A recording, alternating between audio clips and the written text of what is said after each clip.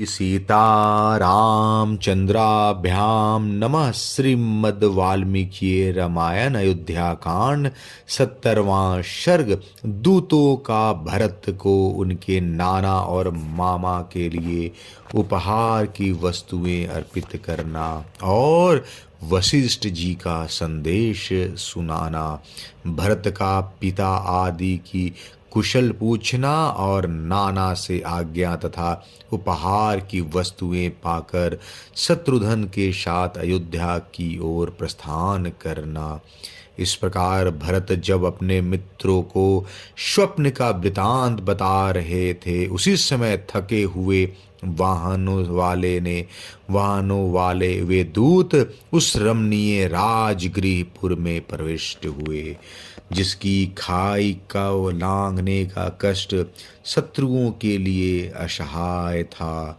नगर में आकर वे दूत कई देश के राजा और राजकुमार से मिले और उन दोनों ने भी उनका सत्कार किया। फिर वे भावी राजा भरत के चरणों का स्पर्श करके उनसे इस प्रकार बोले, कुमार, पुरोहित जी तथा समस्त मंत्रियों ने आपसे कुशल मंगल कहा है।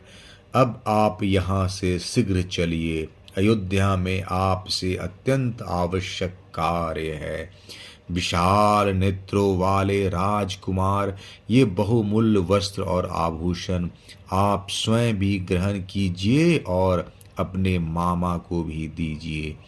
राजकुमार, यहाँ जो बहुमूल्य सामग्री लाई गई है, इसमें 20 करोड़ की लागत का सामान आपके नाना कैकेयी नरेश के लिए है और पूरे 10 करोड़ की लागत का सामान आपके मामा के लिए है। ये सारी वस्तुएं लेकर मामा आदि सुहृदों में अनुराग रखने वाले भरत ने उन्हें भेंट कर दी। तत्पश्चात इच्छानुसार वस्तुएं देकर दूतों का सत्कार करने के अनंतर उनसे इस प्रकार कहा, मेरे पिता महाराज दशरथ सकुशल तो है ना? महात्मा श्री राम और लक्ष्मण निरोग तो है ना? धर्म को जानने और धर्म की ही चर्चा करने वाले बुद्धिमान श्री राम की माता धर्मपरायणा आर्या कौशल्या को तो कोई रोग या कष्ट नहीं है क्या? वीर लक्ष्मण और शत्रुघ्न की जननी मेरी मंझली माता धर्मज्ञा सुमित्रा स्वस्थ और सुखी हैं, जो सदा अपना ही स्वार्थ सिद्ध करना चाहती है और अपने को बड़ी बुद्धिमती समझती है। उस उग्र स्वभाव वाली कोपशिला मेरी माता कैकेयी को तो कोई कष्ट नहीं है। उसने क्या कहा है? महात्मा भरत के इस प्रकार पूछने पर उस समय दूतों ने विनय पूर्वक उनसे यह बात कही, पुरुष सिंह, आपको जिनका कुशल मंगल अभिप्रेत है वे सकुशल हैं। हाथ में कमल लिए रहने वाली लक्ष्मी शोभा आपका वरण कर रही है। अब यात्रा के लिए शीघ्र ही आपका रथ जुत कर तैयार हो जाना चाहिए। उन दूतों के ऐसा कहने पर भरत ने उनसे कहा, अच्छा, मैं महाराज से पूछता हूँ कि दूत मुझसे शीघ्र अयोध्या चलने के लिए कह रहे हैं, आपकी क्या आज्ञा है? दूतों से ऐसा कहकर राजकुमार भरत उनसे प्रेरित हो नाना के पास जाकर बोले, राजन, मैं दूतों के कहने से इस समय पिताजी के पास जा रहा हूँ। पुनः जब आप मुझे याद करेंगे यहाँ आ जाऊंगा।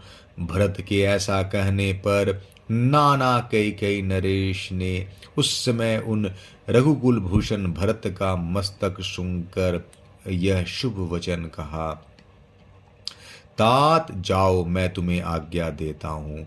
तुम्हें पाकर कैकेयी उत्तम संतान वाली हो गई। शत्रुओं को संताप देने वाले वीर तुम अपनी माता और पिता से यहाँ का कुशल समाचार कहना। तात अपने पुरोहित जी से तथा अन्य जो श्रेष्ठ ब्राह्मण हैं उनसे भी मेरा कुशल मंगल कहना। उन महाधनुर्धरों दोनों भाई श्री राम और लक्ष्मण से भी यहाँ का कुशल समाचार सुना देना। ऐसा कहकर कैकेयी नरेश ने भरत का सत्कार करके उन्हें बहुत सी उत्तम हाथी, विचित्र कालीन मृग चर्म और बहुत सा धन दिए, जो अंतःपुर में पाल पोष कर बड़े किए गए थे। बल और पराक्रम से बाघों के समान थे, जिनकी दाढ़ें बड़ी बड़ी और काया विशाल थी। ऐसे बहुत से कुत्ते भी कैकेयी नरेश ने भरत को भेंट में दिए। 2000 सोने की मोहरें और 1600 घोड़े भी दिए। इस प्रकार कैकेयी नरेश ने कैकेयी कुमार भरत को सत्कार पूर्वक बहुत सा धन दिया। उस समय कैकेयी नरेश अश्वपति ने अपने अभीष्ट विश्वास पात्र और गुणवान मंत्रियों को भरत के साथ जाने के लिए शीघ्र आज्ञा दी।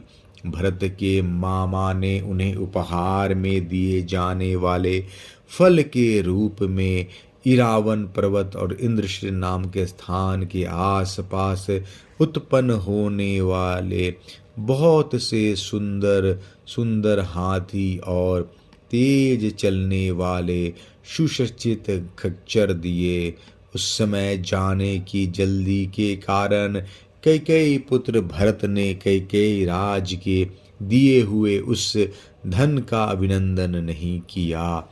उस अवसर पर उनके हृदय में बड़ी भारी चिंता हो रही थी। इसके 2 कारण थे। एक तो दूत वहां से चलने की जल्दी मचा रहे थे, दूसरे उन्हें दुष्स्वप्न का दर्शन भी हुआ था। वे रात्रि की तैयारी के लिए पहले अपने आवास स्थान पर गए, फिर वहां से निकलकर मनुष्यों, हाथियों और घोड़ों से भरे हुए परम उत्तम राजमार्ग पर गए। फिर उस समय भरत जी के पास बहुत बड़ी संपत्ति जुट गई थी। सड़कों को पार करके श्रीमान भरत ने राजभवन के परम उत्तम अंतःपुर का दर्शन किया और उसमें वे बेरोक टोक घुस गए। वहां नाना नानी, मामा, युधाजित और मामी से विदा ले वे शत्रुघ्न सहित रथ पर सवार हो भरत ने यात्रा आरंभ की। गोलाकार पहियों वाले शौसे से भी अधिक रथों में ऊंट, बैल, घोड़े और खच्चर जोत कर सेवकों ने जाते हुए भरत का अनुसरण किया। शत्रुहीन महामना भरत अपनी और मामा की सेना से सुरक्षित हो शत्रुघ्न को अपने साथ रथ पर लेकर नाना के अपने ही समान माननीय मंत्रियों के साथ मामा के घर से चले, मानो कोई सिद्ध पुरुष इंद्रलोक से किसी अन्य स्थान के लिए प्रस्थित हुए हैं। अयोध्या कांड 70वां सर्ग समाप्त। जय श्री कृष्णा।